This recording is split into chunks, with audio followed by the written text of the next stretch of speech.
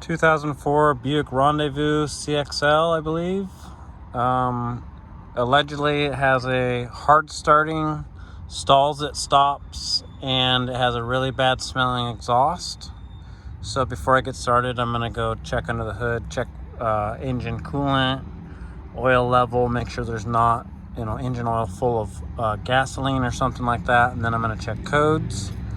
I already tried to get my scanner pre-connected and it would not connect because the little dongle here is not powering up from the DLC. So that means that most likely that there's a blown fuse here. That fuse goes to pin 16 of your DLC, and that should power up the little dongle. So now I gotta go to the underhood fuse block and check that fuse first. As you can see, it's failed to initiate there. So that's step one. 3.4 liter. I haven't even seen one of these in a while. Underhood fuse block.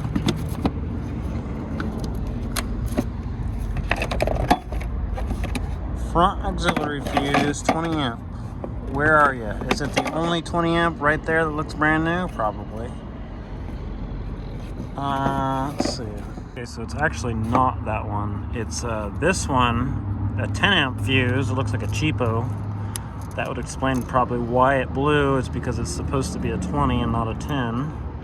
Let's see if it blows immediately. Okay, that's a good sign. Normally, the fuse that runs your DLC will also run your cigar lighters and everything. So that's usually how those fuses will get popped. Check the oil while we're out here. Yep. At least got to make sure it has oil. Coolant. It's nice and full. Okay, I just did a full system code scan. The only codes that I came up with for powertrain, P0172 fuel system rich and the P0300 engine misfire kind of goes along with what the customer's saying. We've got a nasty smell out of the exhaust. Usually that's what you will get when you have a rich condition. So first thing that I want to do is look at my fuel trim data, see what's going on there. Do I want to, let's just look at everything. Key on, engine off.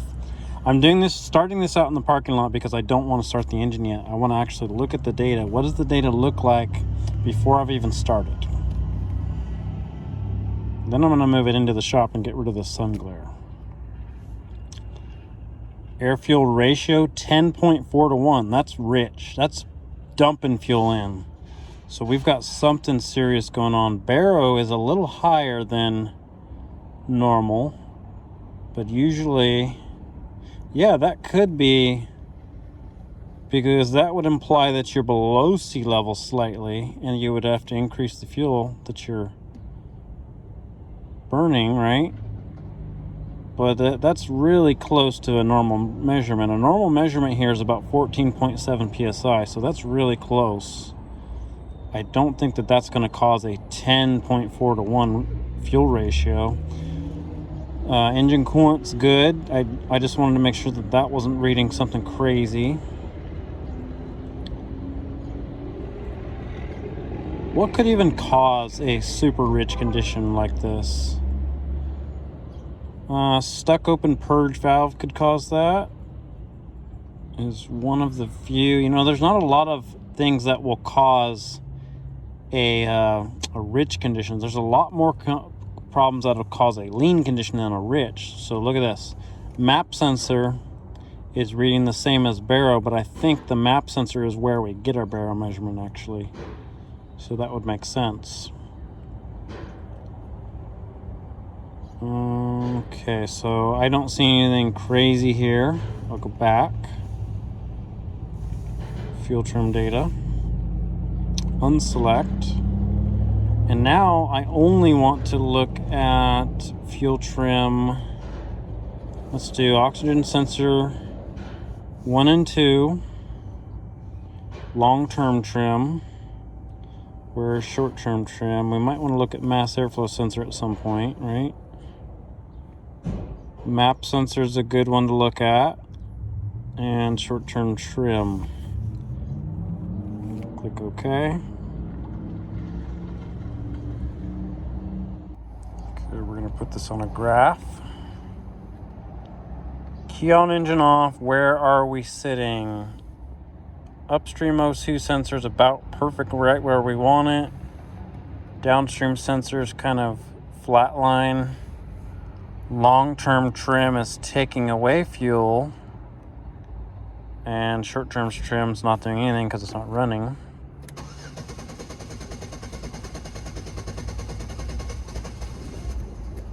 Okay, so it does kind of start, and it is hard to start. Running pretty bad.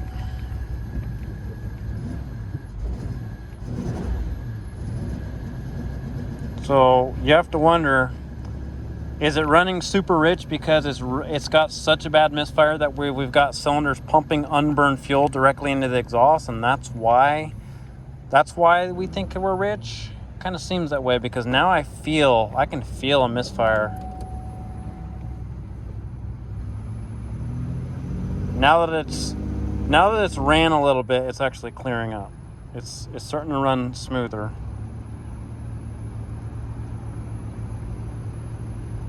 So what do we got going on here? I'm seeing that both the upstream and downstream oxygen sensors are starting to get pegged rich.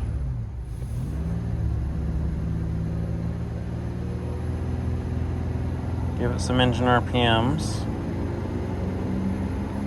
Long-term and short-term trim are both taking away about 20%. So that's a total 40% or more that we are taking away. Something is seriously wrong here. Something makes the ECM think for some reason we have way too much fuel. But we don't, because look, it's taking away as much as it can, and it's still running super duper rich according to this oxygen sensor. Can we trust the oxygen sensor?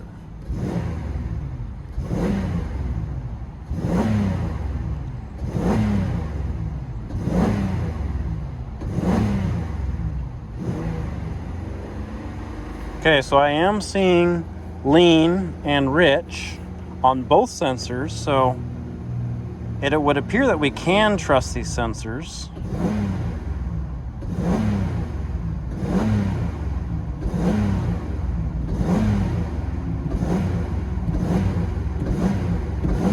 Yeah, that's what I wanted to see.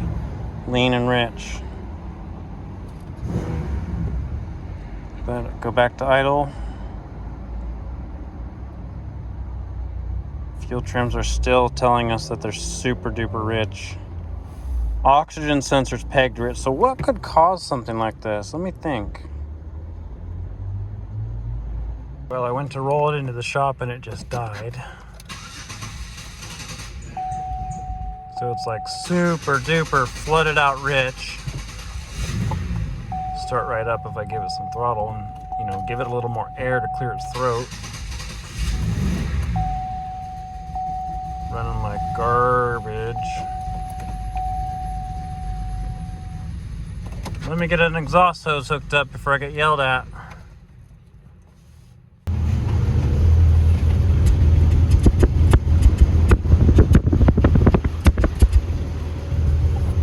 Okay, under the hood, there's not really a lot that's going to cause a super rich condition like this. So fuel trims are still super duper negative. Let me disconnect the mass air real quick. Wow, that didn't make any difference at all. The vehicle still just, it didn't change at all when I unplugged it. You could see the data change. Fuel trims didn't change whatsoever. Oxygen sensor didn't change whatsoever. You could have a purge valve that is just stuck wide open, pulling fuel vapors from the tank. What else could we have? We could have that. The barrel measurement could be way off, but this is kind of a weird one.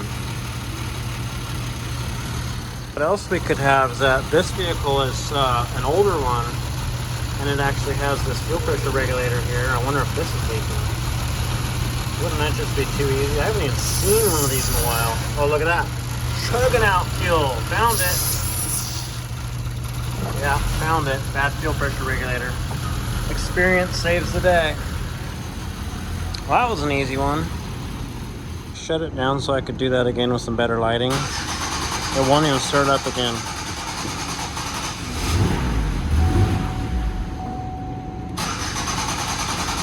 probably go plug in that mass air sensor. Plug it back in.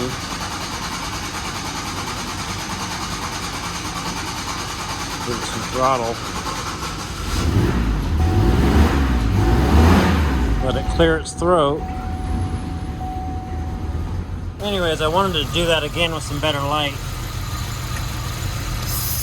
Look at that. That's a problem. That's pig rich.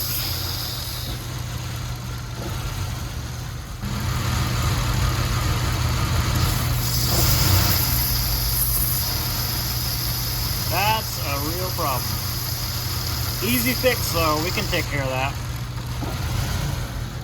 That diagnosis wasn't that bad. I actually had it basically in 1, 2, 3. I knew what I was going to be looking for by the time I even pulled it into the shop. I knew I either had a super abundance of fuel or some sort of air, miscalculated airflow or barrel pressure or something crazy like that. And like I said, there's only a couple places you can really get a super duper rich condition like that. Is fuel pressure regulator, if it has one, or the purge valve, or usually if you've got gasoline in the oil for some crazy reason, you know what I mean? Or a stuck open fuel injector, something like that. You know, there's not many places you can get a heavy amount of fuel like that. So it's another day that I did not bring a camera mount or tripod with me, but I'll do what I can.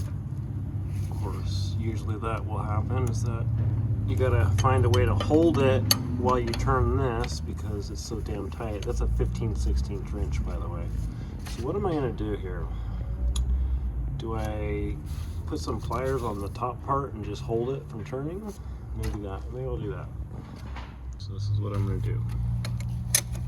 I'm gonna hold that from turning and I'm gonna loosen that wrench. I can't do it because I don't have enough hands. We'll see what I can do though.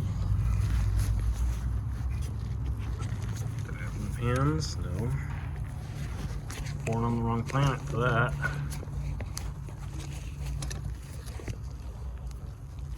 This is Earth, right? Okay, just check it. Oh, of course it's good and tight. Well, it's death grip tight, so gonna have to get creative here. T30 with a 1/4 inch wrench on it.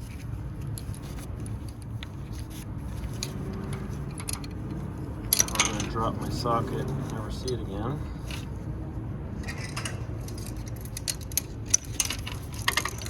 Magnet.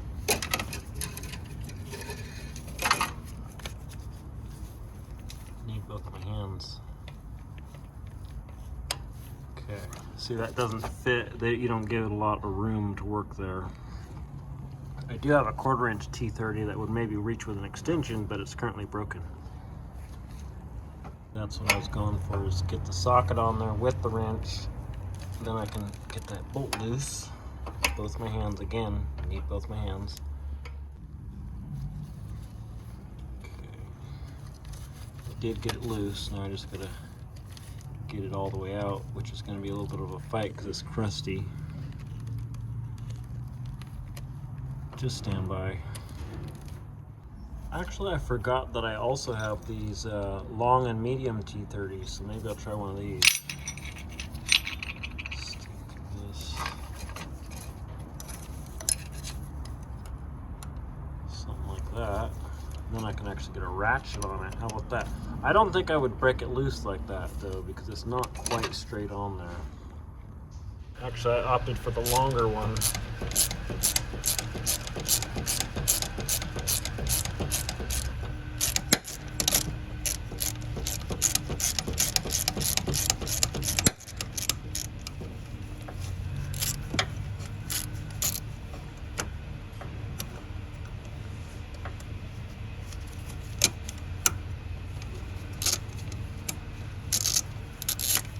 Work on cars for a living, it's not very fun.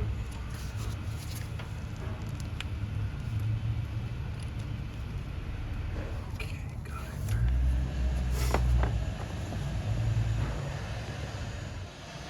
Okay.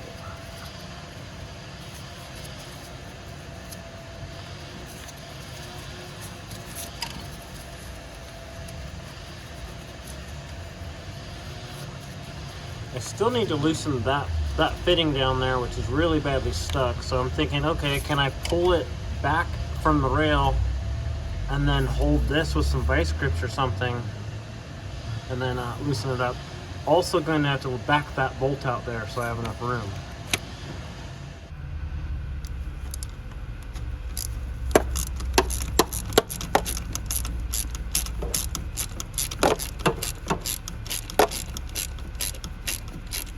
Don't have to take it out, just back it out. So we have enough room.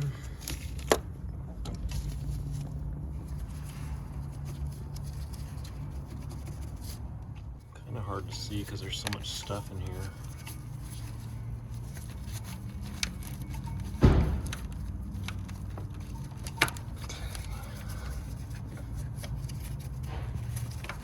Good. It's coming out. I was able to give it a little rotate too. Look at that. See how there's a flat right there? I could probably get another wrench. I can get a wrench on the bottom of that and hold it from turning. Because I don't want to ruin this rail. If I were to force it, I'm just going to destroy this fuel rail. Well, you can get a 15/16 wrench on the bottom, so that's the bottom fitting, and you can get it on the top to hold the regulator from turning. But it's really hard to get 2 wrenches on at the same time because it's such a tight space. This regulator in the book pays less than 1 hour to replace, by the way. So if you're thinking, oh, I'll just take all this extra stuff off so you can get to it, right? Well, whoever writes the labor times doesn't always actually do the job, so I don't know what to say. If I can't get it with the 2 wrenches, I'm just gonna, because I'm not gonna reuse this, I'm just gonna lock onto it with some pliers or something and try and loosen it that way. From this point on, I can't really get any more camera angles without a mount. Well, I was actually able to get a little stubby wrench like that, but it is super duper tight, super stuck, so this may be a challenge. Well, excuse the terrible camera views and the total washout light and everything. I was finally able to get these 2 wrenches on here. Finally able to crack it loose. Get the stubby in there.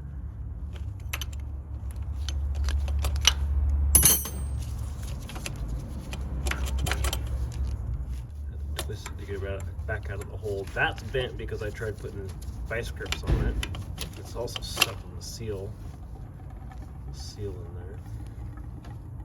Let me grab my new one.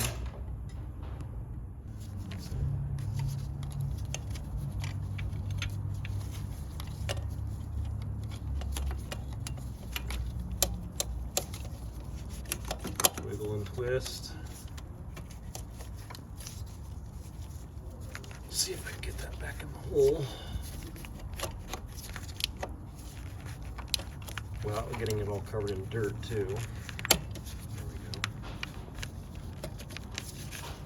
Okay. Now again, I don't want to torque this. You know, I don't want to put a twisting on that when I try and tighten this fitting, so I do need to get my 2 wrenches on that again and support it. So from here, it's basically just reverse the removal, right? Tighten that up, put the bolt in, put your hose back on, run that bolt back in, you're done.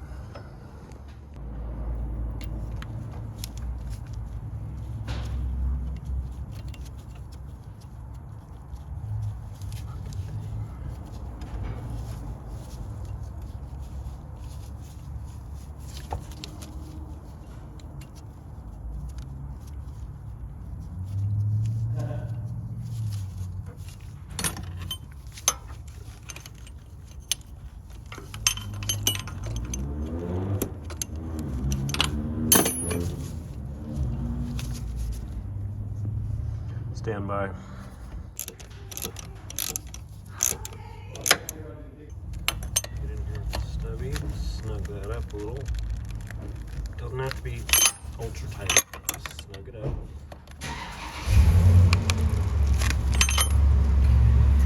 Let my vacuum hose go.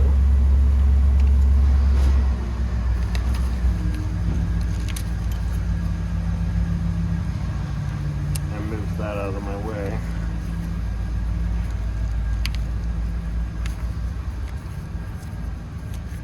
Yeah. Just went and turned on the exhaust fan.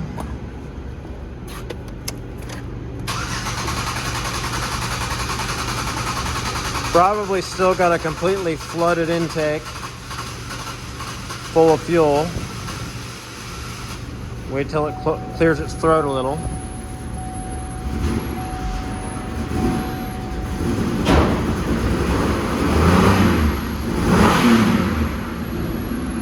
Much better. Gotta get all that extra fuel out of there.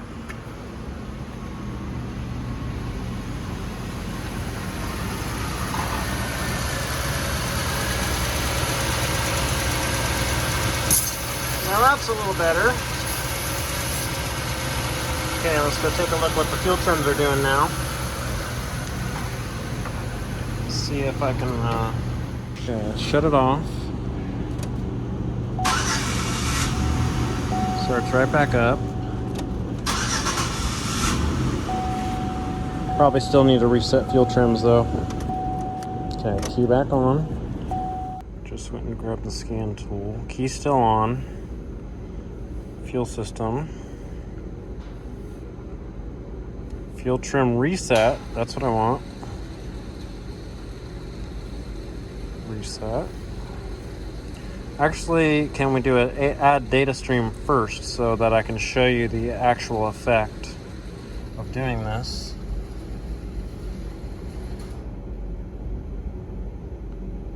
Fuel trim, long-term trim, short-term trim. Hit OK.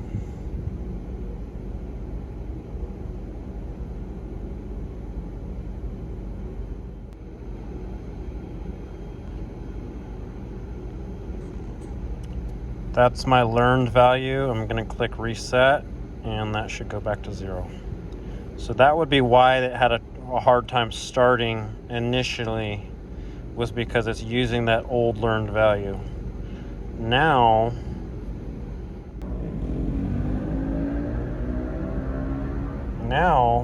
it should more or less start right up.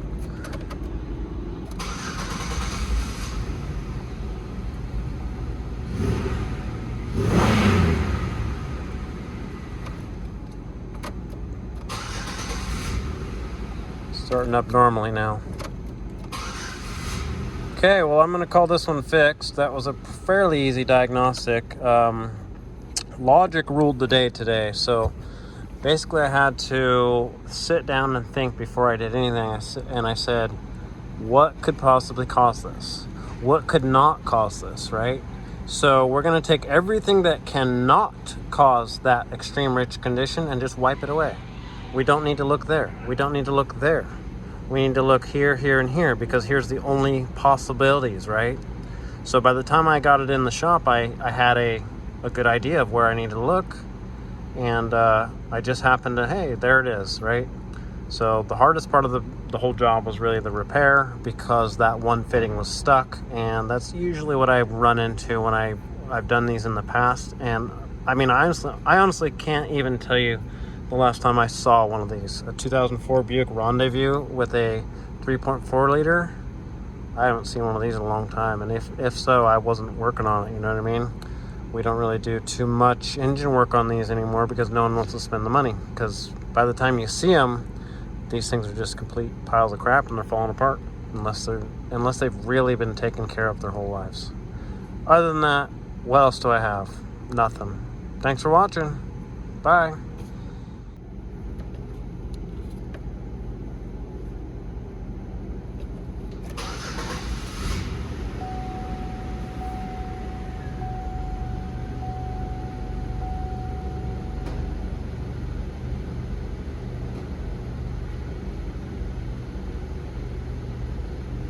We're not in closed loop yet because the short-term trim isn't doing anything. I probably should have added the fuel trim status or the control loop status.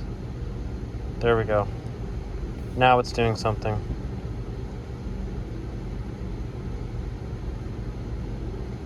going to see where these fuel trims settle out.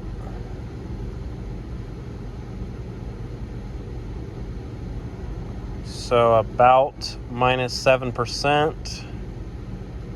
And this is kind of toggling, staying close to 0 more or less, maybe slightly negative. So this could just be fuel. It could be ethanol in the fuel. It could be that we've got a little bit of fuel in the oil from all that misfiring and running extremely rich too, right? So I could suggest let's do an oil change also. I am going to also replace the serpentine belt because it's full of cracks, but that's unrelated. At this point, I would be perfectly happy with this. This would not ever set a code. You would never see a code until you see over 25% negative or 25% positive. That's when you set a rich or lean code. I feel good about this one. This one's fixed.